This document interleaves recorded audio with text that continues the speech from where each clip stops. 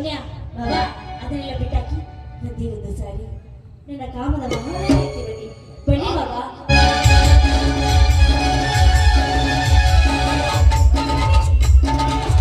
ಏನಿದು ನಿನ್ನ ಹೇಸಿ ಕೃತ್ಯ? ಅಯ್ಯೋ ಬನ್ರಿ ಬನ್ನಿ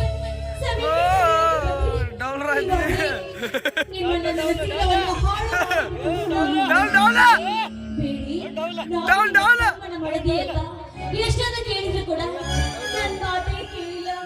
ನನ್ನ ಸಿರಿಯನ್ನು ಹಾಳು ಮಾಡಲು ಪ್ರಯತ್ನಿಸಿದ ಈ ನಿಜ ಸಮಯಕ್ಕೆ ಸರಿಯಾಗಿ ಬಂದ್ರಿ. ಹೇಳಿ ನನ್ನ ಹೆಂಡತಿ ಶೀಲಕ್ಕೆ ಕೈ ಹಾಕಿದೆ ಆ ಮಗನೇ. ನಿನ್ನ ಹೆಂಡತಿ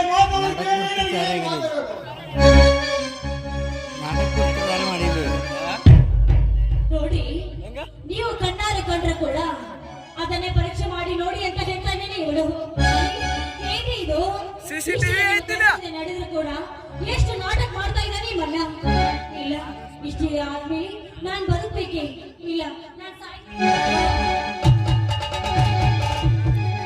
ಎಲ್ಲ ಪಾಪಿ ತಮ್ಮನ ಹೆಂಡತಿ ಮಗಳ ಸಮಾನ ಎಂದು ತಿಳಿಯದೆ ಅವಳು ಎಷ್ಟೇ ಬೇಡಿಕೊಂಡರೂ ಬಲತ್ಕಾರಕ್ಕೆ ಮುಂದಾಡಿಯ ನಿರ್ಲಕ್ಷ್ಯ.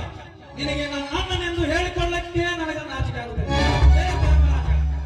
ಮಾಡಿಕೊಂಡ ಹೆಂಡತಿಯನ್ನು ಕೊಂದಿ ನನಗೆ ಕೈ ಹಿಡಬೇಕಾದ ಲಕ್ಷ್ಮಿಯನ್ನ ಬೀರನಿಗೆ ಮಡದಿನಾಗಿ ತಂದಿ. ಈಗ ನನ್ನ ಹೆಂಡತಿ ಶೀಲಕ್ಕೆ ಕೈ ಹಾಕಿದೆ ಆ ಮಗನೇ. ನಿನ್ನ ಬಿಡಲಾರೆ.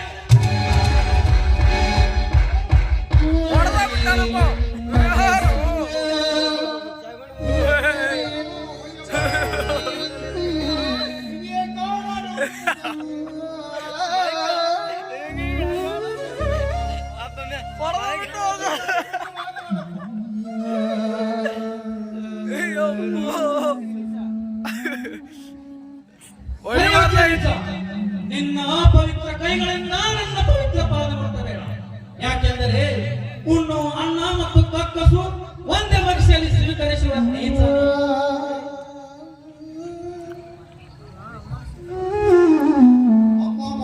ಸೀತಾಮಾತೆ ಈ ಎಲ್ಲ ಮಾತನಾಡಲು ನಿನ್ನ ಕಾಲಿಗೆ ಬಿದ್ದು ಬೇಡಿಕೊಳ್ಳುತ್ತೇನೆ.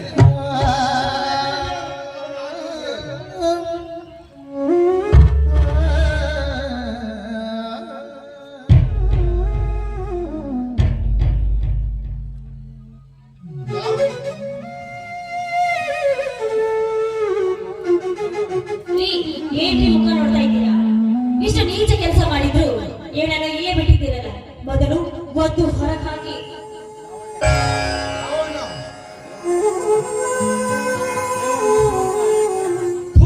ಪಾಪದ ಯಾವ ಬಾಯಿಯಿಂದ ಹೇಳ್ತೋ ಧರ್ಮ ಅಂತ. ಆ ದುಶ್ಯಾಸನಗಿಂತ ನೀತಾಗಿ ರಾವಣನಿಗಿಂತ ಕ್ರೂರನಾದ ನೀನು ಪಾಪಾತ್ಮನೇ. ನೀನು ಪಾಪಾತ್ಮ. ಹೋಗು, ಒಂದು ಕ್ಷಣ ಈ ಮನೆಯಲ್ಲಿ ನಿಲ್ಲಬೇಡ.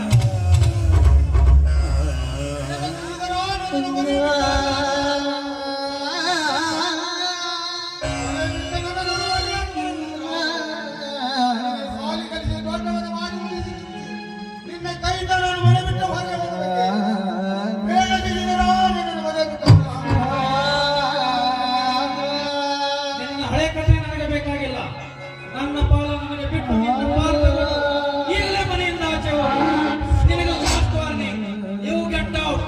ಇದಕ್ಕೂ ಮೀರಿ ನೀನು ಹೋಗ್ತಿದ್ದರೆ ನೀನು ನಂಬಿದ ನಿನ್ನ ದೇವರ ಮೇಲಾನೆ. ಸೋದರ ಮನೆ ಬಿಟ್ಟು ಹೊರಗೆ ಹಾಕಬೇಡಪ್ಪ. ಆದರೆ ನನ್ನ ಆಸ್ತಿಯನ್ನು ನೀನೇ ತಿರುಗು. ಆ ವೀರ ಒಂದು ಕ್ಷಣ ಈ ಮನೆ ನಿಲ್ಲ. ಮನಸ್ಸು ಇದ್ದರೆ